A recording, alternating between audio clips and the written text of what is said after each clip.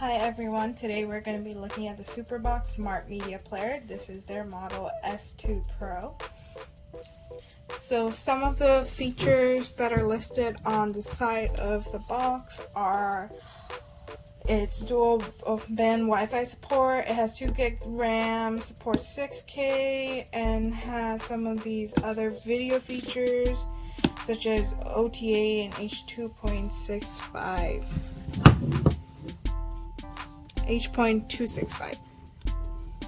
So now I'm gonna open it up and show you what it looks like.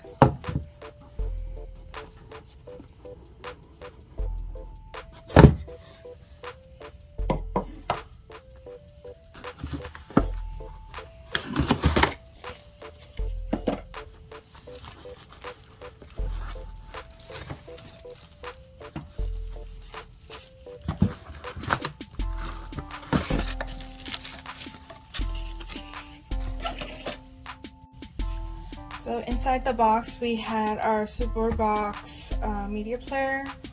We have an HDMI cable, an IR remote control, our user guide, power adapter.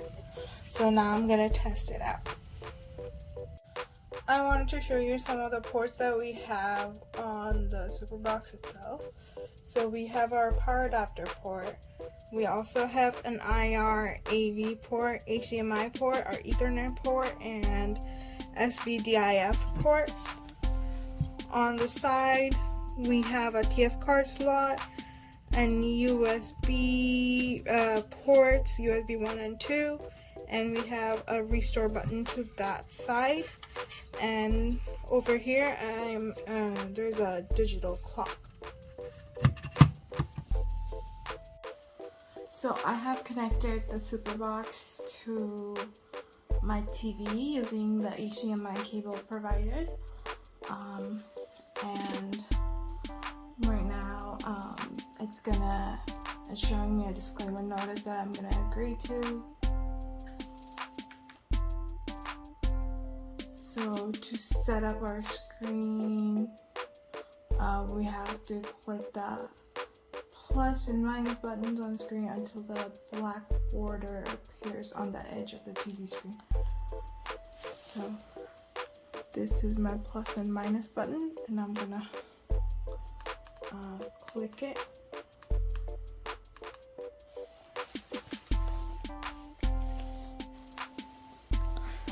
Sorry, it means I was talking about the plus and I think it's talking about the plus and minus buttons on the circle right there. So I'm just gonna use my up and down arrows to set up that. So until the black borders appear on the edge of the TV screen. So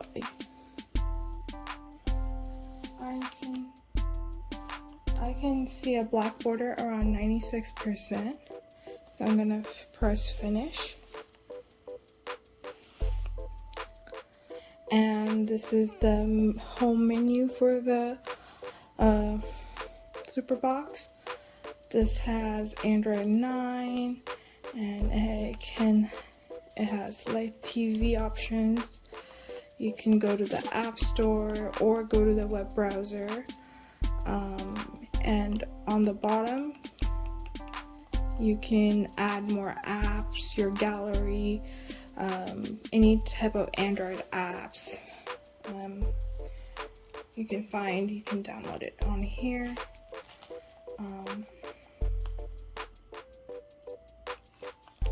On the bottom, we have customer support, delete. This is history. And to check your history, you have to connect to the Google Chrome. I'm just gonna go back and show you some more options. So this is the system memory, and it's basically a check, security check. We have our folder, where we can put more video, pictures, or music. I'm gonna go back now. And we have settings. On the settings,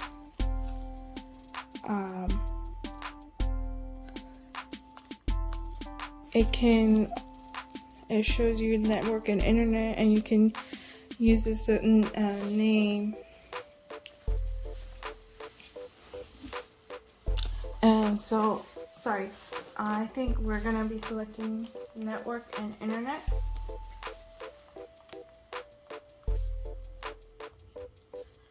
I'm just gonna connect to my Wi-Fi network.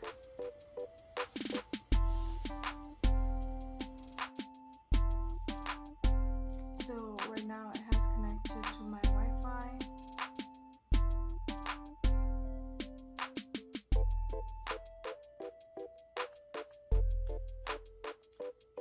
So I'm just gonna go back using my back button, return button on my remote control right here.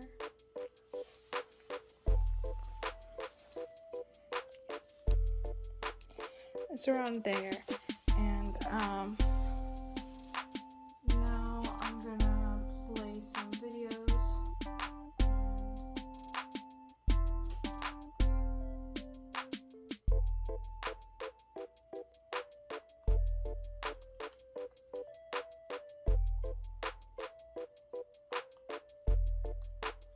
It also has a mouse mode that you can use.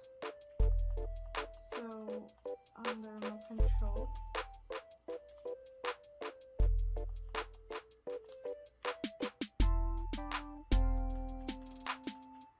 so as you can see, this is the mouse mode right here. I don't really find any use for it because it's not an actual mouse, so it's a little hard to work with, especially with the remote control. It's an unnecessary feature, but I'm gonna go to the Play Store, and we're gonna be signing in to a Google account,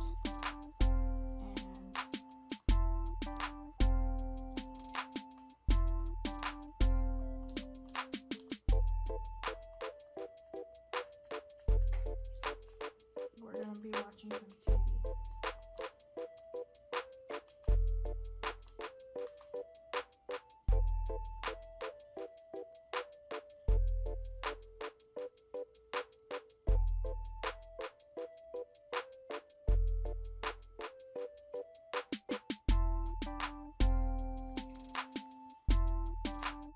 So now we're gonna play some 4K videos with this player, and again I'm having issues with the selections because it's not really scrolling. Half of the time I have to guess what I'm playing, so I think the remote control could definitely use some improvements. This is a video that we're playing in 4K on YouTube.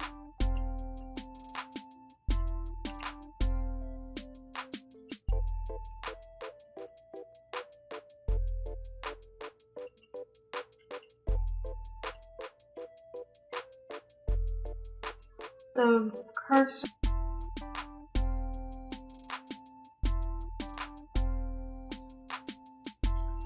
So I went to the home menu using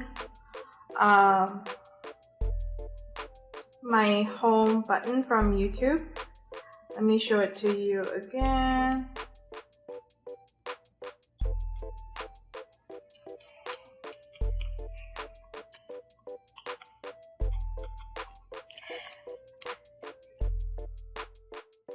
So I can maximize the screen like I would on my phone, or I can minimize the screen when it goes just to the home menu.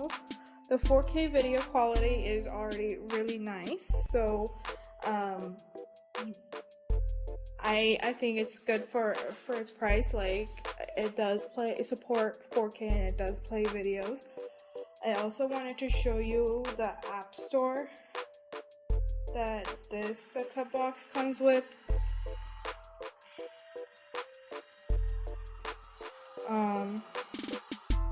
Again, the remote is causing me a little bit issues.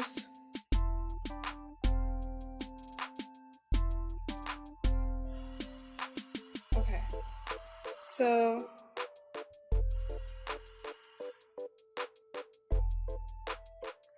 it says that its devices is normal. I don't know what that means, but I don't think this app store works at all, so I don't see the point of putting it in there. You can add, I do like how the home screen is set up, where you can add whatever apps you want that you use regularly into like a menu that you can select from every day. You can also select your live TV app and your VOD app, and you can have favorites, or you can just browse from all in one and from the home screen. So I do like how the home screen is set up. It does support 4K videos and higher resolution videos, so that's quite nice. I also like the fact that it kind of, whenever you're watching videos from like apps that minimizes its player, you're able to see it on the right hand corner like so, or go back to you so that you can watch while you're like selecting something else simultaneously. Some of the things that I do not like about it is its remote, first and foremost, because